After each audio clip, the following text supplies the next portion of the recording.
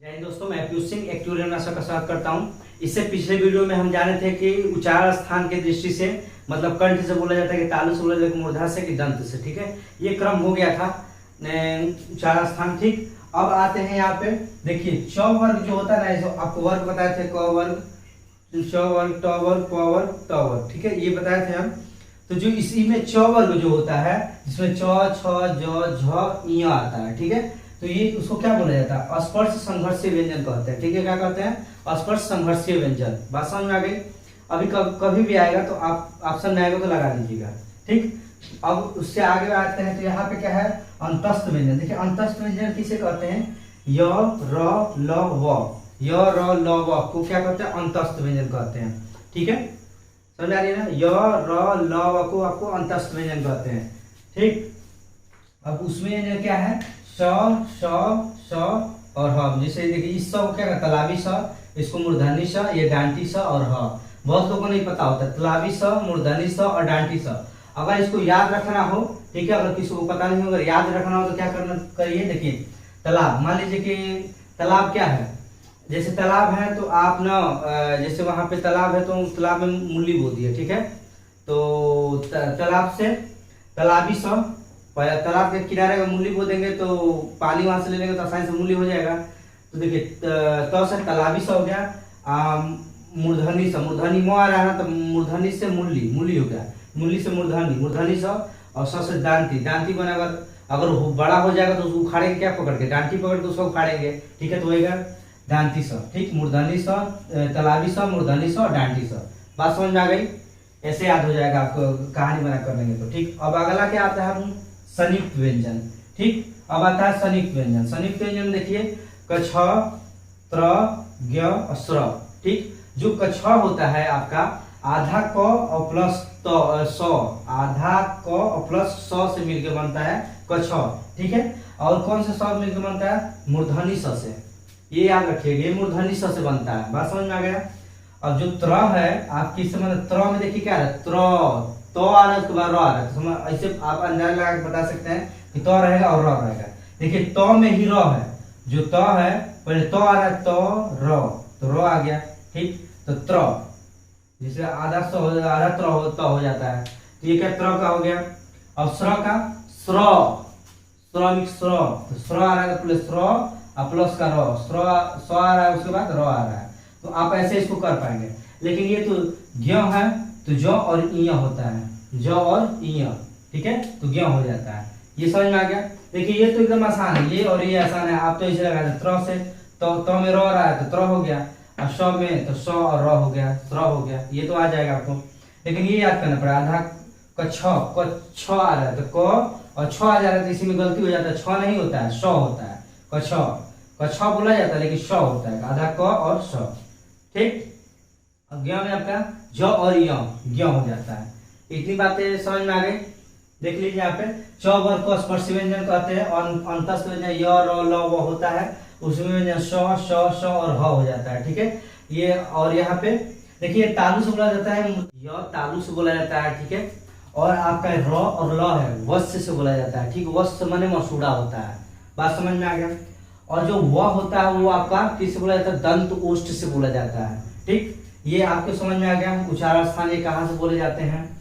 अब यहाँ पे कल तो हम आपको बताए थे कि जो ह है के लिखेंगे और टी एम डी ओ लिखेंगे तो कंठ, तालु, दंत, ओष्ठ। ठीक है, ये बताए थे आपको। तो ये तो ट्रिक में बताया था। तो जो स है तालाबी स, मूर्धनी स, डांटी स और ह। ठीक है, तो जो तालाबी स है तो त आ रहा है उसमें, तो तालु से बोला जाएगा। और मूर्धनी स में म आ रहा है तो मूर्धा से बोला जाएगा। और दांती स में द आ रहा है तो दंत से बोला जाएगा। और ये ह जो है कंठ से बोला जाता है। समझ में आ गया? ये खत्म हो गया इतना। यही पूछा जाता है बार बार पेपर में। ठीक है, अगर ये आपको पता है तो अच्छे से आप कर जाएंगे, बहुत अच्छा नंबर ला सकते हैं। अगला आपका नीचे आता है, देखो मसूड़ा या आपका वश्य। वश्य क्या होता है ना, जो वश्य आपका है उसी को मसूड़ा बोलते हैं। ठीक है, तो इसमें स और ज और र और ल क्या बोला जाता है? ये सब बोले जाते हैं इसी में, मतलब कि स है, ज है और र है और ल है, ये सब मसूड़ा से बोले जाते हैं। उनका उच्चारण स्थान क्या होता है? मसूड़ा। ठीक है, जो वश्य बोला जाता है। अगर इसको याद करने के लिए सबसे बढ़िया ट्रिक क्या है ना आपका? ट्रिक क्या है, लिख आपको याद कर सकते हैं, स र ल ज, सरलज हो गया ना, सरलज, स र ल ज, सरलज, ठीक है, सरलज। तो स र ल ज जितने हैं सब वस्य से बोले जाते हैं। बात समझ में आ गई। अब आगे क्या पढ़ेंगे हम, देखिए आपको आगे अब पढ़ना है जैसे कि प्राण और वायु, मतलब प्रयत्न के आधार पे दो प्रकार के होते हैं, ठीक है। एक अल्प प्राण होता है, एक महाप्राण होता है। बात समझ में आ गई। अल्प प्राण वो होता है जो कि आपका मतलब कि जब आप उच्चारण करते हैं तो उसमें वायु जो है, सांस जो है कम मात्रा में निकलती है, वो अल्प प्राण होता है, ठीक। महाप्राण वो होता है कि जिसका उच्चारण करते समय वायु, ठीक है, जिसका उच्चारण करते समय वायु या सांस अधिक मात्रा में निकलता है, वो महाप्राण हो जाता है। इतनी बातें समझ में आ गई। तो इसको इरेज करते हैं और आगे चलते हैं इसी क्रम में। अगर इसको आप एक बार देखकर अच्छे से कर लेते हैं तो बात एकदम बढ़िया से हो जाएगा। उसके बाद अगले अगर वीडियो में मैं लेकर आऊंगा प्रैक्टिस सेट इसी का, और सारा जितना इससे क्वेश्चन बन सकता है, प्रीवियस ईयर का जो भी क्वेश्चन है सारा मैं हल करा दूंगा, ठीक है। तो जो भी क्वेश्चन इसमें से प्रीवियस ईयर का बनेगा सारा मैं हल करा दूंगा, आसानी से हो जाएगा। देखिए जो प्राण है, प्राण या वायु, ठीक है, वायु प्रयत्न, वायु प्रयत्न के आधार पर दो प्रकार का होता है। पहला आपका होता है अल्प प्राण, दूसरा आपका होता है महाप्राण, महाप्राण, ठीक है। तो अल्प प्राण मैंने अल्प में क्या होता है, थोड़ा या कम, ठीक है। तो अल्प में जब जहां आप उच्चारण करेंगे तो आपका वायु या सांस बहुत कम मात्रा में निकले, वो अल्प प्राण होता है। और जब अधिक मात्रा में आपका सांस वायु निकलेगा तो वो महाप्राण होता है। बात तो समझ गए। महाप्राण जैसे मान लीजिए कि एक देख लीजिए, यहाँ पे बना दे रहे हैं, जैसे क लिख दिए, ख लिखे, ग, घ और अंग, इसी क्रम में हो जाता है च, ठीक है। इसी क्रम में च, छ, ज, झ, य तक हो जाता है, फिर ट, ठ, ड, ढ, ड़ तक हो जाता है, ठीक है। और उसके बाद त, थ, द, ध, न हो जाता है, उसके बाद प, फ, व, भ, म हो जाता है, ठीक है। तो कितना बात समझ आ गई। तो कितना है, 1 2 और 3, ये 4, ये 5 हो गया, ठीक। तो देखिए इसको माना जाता है कि 1, इसको माना जाता है 2, इसको माना जाता है 3, ये 4, ये 5, ये 5 नंबर पर आता है, 2 नंबर पर आता है। तो देखिए महाप्राण जो होता है आपका, ठीक है, महाप्राण जो होता है आपका 24 होता है। 24 का मतलब क्या हुआ, 24 का मतलब ये हुआ कि जो 2 नंबर पे, जितने भी 2 नंबर पे आएंगे, जो भी 2 नंबर पे आएंगे और 4 नंबर पे आएंगे, ये सब क्या है, आपके महाप्राण है।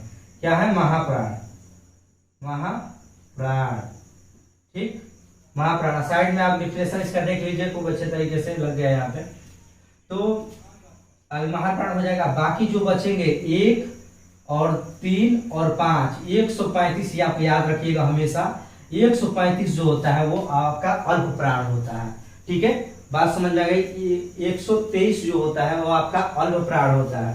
तो इतना बात समझ में आ गया, ठीक। तो आगे इसी प्रकार मान लीजिए कि देखिए इसमें क्या जाता है, अंतस्थ व्यंजन आ जाता है, य, र, ल, व जो होते हैं सब, ये क्या होता है, अल्प प्राण होते हैं। और इसमें आपका महाप्राण उसमें मिल जाता है, श, श और श और ह, ये क्या हो जाते हैं, महाप्राण में आ जाते हैं, ठीक है। ये समझ में आ गई। कंपन के आधार पर, ठीक है, कंपन के आधार पर 2 होता है, अघोष होता है, सघोष होता है, ठीक है। देखिए अघोष वो होता है जिसे मतलब जिसका मतलब उच्चारण करते समय स्वरतंत्रियों में कंपन नहीं होता है, उसे अघोष कहते हैं, ठीक है। अब सघोष या घोष कहिए, ठीक है, इसका 2 नाम होता है, सघोष या घोष। घोष वो होता है स्वरतंत्रियों में कंपन होता है, उसे घोष कहते हैं। यहाँ आप देख लीजिए, ठीक। अघोष होता है 12, 12 का मतलब क्या हुआ, क, ख, ग और घ, मतलब 1 2 3 4 और 5, ठीक। तो जो अघोष का मतलब वो होता है जो 12 का मतलब जो क वर्ग में, क के नीचे जितने भी लाइन से आएंगे 1 नंबर पे, और जो 2 नंबर पे आएंगे, ठीक है, वो आपके क्या हो जाएंगे, अघोष हो जाएंगे। जो उसमें व्यंजन है उसमें से एक ह हट जाता है, निकल जाता है, बस स, तलाबी स, मुदारी स, डांटी स्वर आ जाता है, ये आ जाते हैं अघोष में, ठीक है। और जो ह होता है वो सघोष में चला जाता है। ह का मात्रा क्या होता है, ह 345 होता है, 345 जो 3 नंबर पे और 4 नंबर पे और 5 नंबर पे जो आता है वो आपका सघोष होता है, ठीक है। जिसमें य, र, ल, व और अंतस्थ व्यंजन आते हैं, य, र, ल, व, और एक उसमें व्यंजन आ जाता है जो ह है, ठीक, ह एक इसी में आ जाता है। उसके बाद आपके जितने भी स्वर हैं, अ है, आ, ही, ई, बड़ी, छोटा ऊ, बड़ा ऊ, री, ए, ओ, औ, ये जितने हैं सब आपके सघोष में आ जाते हैं। बात समझ में आ गई एकदम, मतलब इसको अगर याद कर लेते हैं आप, यहाँ चार्ट देख लीजिए खूब अच्छे तरीके से, यहाँ नहीं समझ में आएगा मैं बोल ही रहा हूँ, यहाँ पे समझ में आ जाएगा, देख लेंगे आप तो अच्छे तरीके से, ठीक, समझ में आ गया। ये इंपॉर्टेंट है, यहाँ पे अनुस्वार जो होता है, देखिए अनुस्वार मतलब अन ऊपर लगा होता है, ठीक है, जैसे अंग हो गया, ठीक, अगर अंग लिखते हैं तो अंग आप ऐसे लिखते हैं तो बिंदी लग जाता है तो क्या हो जाता है, अनुस्वार होता है, ठीक। विसर्ग वो होता है जैसे आप लिखते हैं दुख, दुख, ठीक, तो इसमें जो लगता है ये देखिए विसर्ग जो है ना आपका, एक जो मान लीजिए कि ह ज्यादा ह का प्रयोग होता है, विसर्ग लास्ट में ह आता है, ठीक। और यहाँ पे अनुनासिक जो है, अनुनासिक जिसमें मान लीजिए कि जैसे लड़कियां, जब संख्या में तो लड़कियां, लड़कियां, तो ये यही आपका क्या होता है, अनुनासिक होता है, ठीक। अब आयोग में अन और अ होते हैं, ठीक। और यहाँ पे आगत, आगत स्वर देख लीजिए, जो आपिस होता है, आपिस, आपिस में लगता है जो आगत, इनको क्या कहते हैं, आगत स्वर। अब आते हैं यहाँ पे जो जीव प्रयोग के आधार पर स्वरों का वर्गीकरण, तो यहाँ पे देखिए 3 प्रकार का होता है। अब यहाँ पे चार्ट लग गया, आसानी पूर्वक आप देखकर अच्छे से पढ़ लीजिए, ठीक, वो पे पूरा उनका उसका डिफिनेशन खूब अच्छे तरीके से लिखा हुआ है। अब आगे देखिए यहाँ पे, मतलब कि इसलिए मैं जल्दी जल्दी बता रहा हूँ कि वीडियो बहुत बड़ा हो जाएगा तो दिक्कत हो जाएगा, क्योंकि बहुत बड़ा वीडियो कोई देखना तो चाहता नहीं है, सोचता है कि थोड़े से में बहुत ज्यादा हम जान जाते हैं, इसीलिए ऐसा ही बना रहे हैं कि आप थोड़े से में बहुत ज्यादा जान जाए, ठीक है। अब कल हम क्या करेंगे कि प्रैक्टिस सेट लेकर आएंगे, इसी का जो अभी तक पढ़ाए हैं सारा इसी का प्रैक्टिस सेट लेकर आएंगे, बहुत जबरदस्त, और प्रीवियस ईयर का जो आपको बहुत ज्यादा हेल्प करेगा, ठीक। अग्र स्वर होता है, ठीक है, अग्र स्वर एक देखिए, अग्र स्वर होता है एक पक्ष माने पीछे का होता है, एक मध्य स्वर होता है, बात समझेगा। तो अग्र स्वर में तो आपका क्या आता है, ई, आप बोल के देखिए, ई बड़ी होता है, ई, ए, सब बाहर से निकल रहा है, तो ये क्या अग्र स्वर हो गया। मध्य अ देखिएगा, मध्य सारा अ, ठीक।